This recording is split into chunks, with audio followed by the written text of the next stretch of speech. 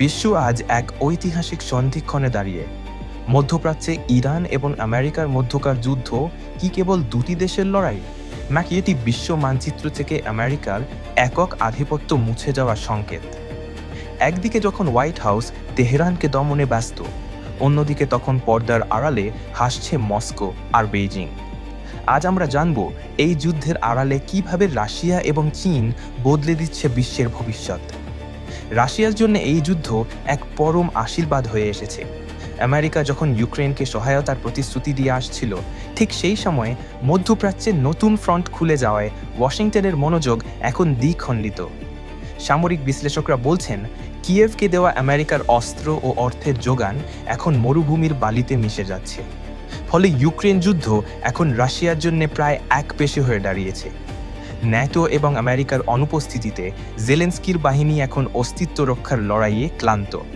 Vladimir Putin এখন শুধু সময়ের অপেক্ষা করছেন, কবে কিয়েভ সম্পূর্ণভাবে তার হাতের মুঠোয় আসবে। আমেরিকা যখন যুদ্ধে লিপ্ত, চীন তখন নিঃশব্দে বাড়িয়ে চলেছে তার পারমাণবিক সক্ষমতা। তবে চীন কেবল অস্ত্র দিয়ে নয়, ইরানকে দিয়ে আঘাত করছে আমেরিকার হৃৎপিণ্ডে।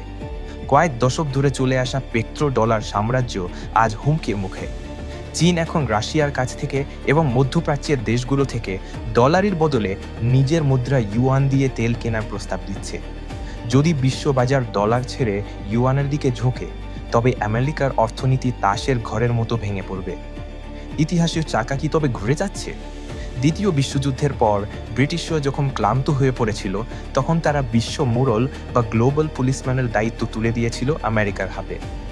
আজ 2026 সালে এসে প্রশ্ন উঠছে, আমেরিকা কি সেই একই ক্লান্তির শিকার?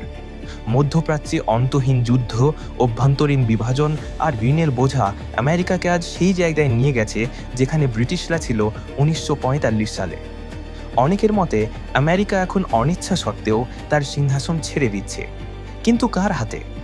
রাশিয়া কি তার হারানো সোভিয়েত গৌরব ফিরে পাবে, নাকি চীন হবে আগামীর একক অধিপতি? নাকি আমরা প্রবেশ করতে যাচ্ছি এক মাইটি পোলার বা বহুমুখী বিশ্বে, যেখানে কোনো একজন নয়, বরং ক্ষমতার কেন্দ্র হবে অনেকগুলো? ইরান আমেরিকা যুদ্ধ কেবল একটি আঞ্চলিক লড়াই নয়, এটি একটি সাম্রাজ্যের পতন এবং নতুন শক্তির উত্থানের মহড়া। ডলারের পতন আর ইউয়ানের উত্থান হয়তো আমাদের এমন এক পৃথিবীর দিকে নিয়ে যাচ্ছে যা গত 80 বছরে কেউ কল্পনাও করেনি।